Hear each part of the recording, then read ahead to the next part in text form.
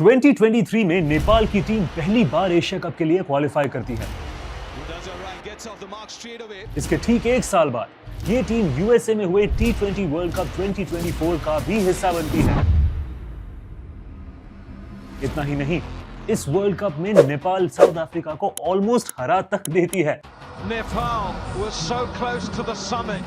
ऐसा लग रहा था जैसे Nepal cricket would be the next big thing from the Asian subcontinent. लेकिन सिर्फ एक ही साल में कहानी में थोड़ा ट्विस्ट आ गया। एशिया की टॉप 6 टीम्स में गिनी जाने वाली टीम नेपाल आज एशिया कप 2025 का हिस्सा भी नहीं है। So, what went wrong for Nepal last year? And why are they not playing this year's Asia Cup? Let's find out in today's video.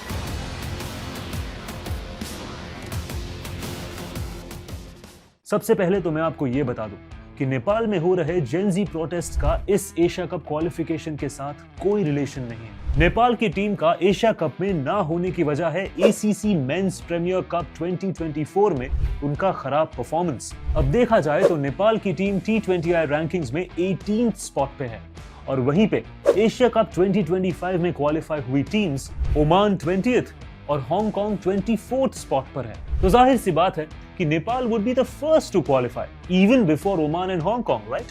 Well, the answer is no.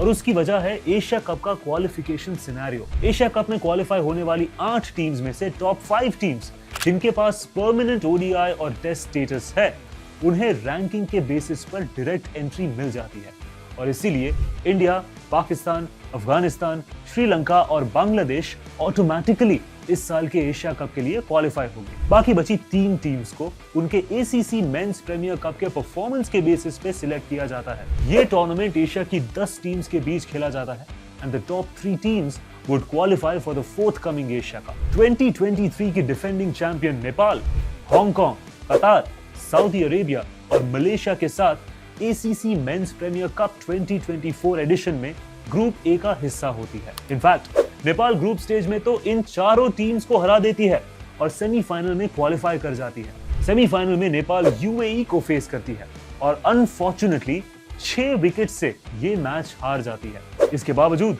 Nepal के पास एक और मौका आता है to secure the 3rd place by defeating Hong, जिन्हें वो already group stage में तो हरा ही चुके होते हैं। लेकिन हांगकांग यहां नेपाल को सरप्राइज कर देती है, chasing down the target of 140 runs. Nepal ends up at the 4th position in the ACC Men's Premier Cup 2024 edition.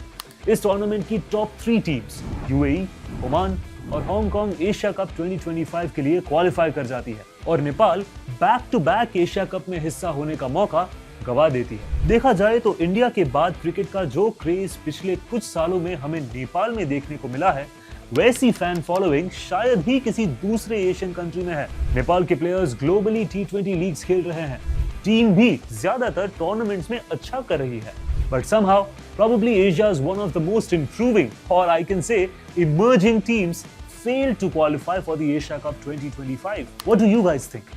क्या नेपाल आने वाले एशिया कप में क्वालिफाई कर पाएगी? Let us know your reactions below. Thank you so much for watching. We'll see you in the next one.